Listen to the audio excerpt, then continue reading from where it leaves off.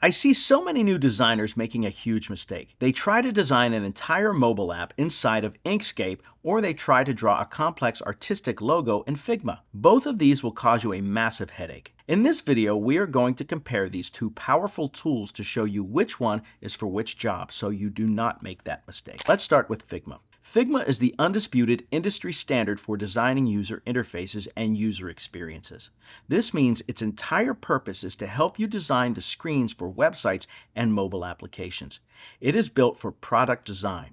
You use Figma to create layouts for every page of an app to build a reusable design and components like buttons and menus, and to create interactive prototypes that show you how a user will click through the final product. Its strengths are in its collaboration features that let teams work together in real time, and its layout tools that help you design for many different screen sizes. Now let's look at Inkscape. Inkscape is a free and open source vector graphics editor.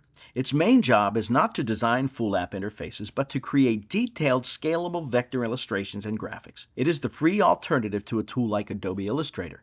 This is the tool you use when you need to create a complex company logo, draw a detailed character illustration, or design an intricate icon. It has a much more advanced set of tools for drawing and manipulating vector paths, curves, and shapes than Figma does. It is all about giving you precise control to create standalone graphic assets that can be scaled to any size. So which one should you use? The answer is that professional designers often use both because they are partners, not rivals. They are two different steps in the same professional process.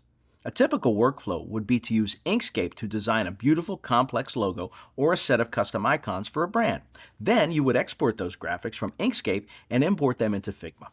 Inside Figma, you would then use those graphics to build the final layout for your website or mobile app. Each tool does the specific job it was designed to do best.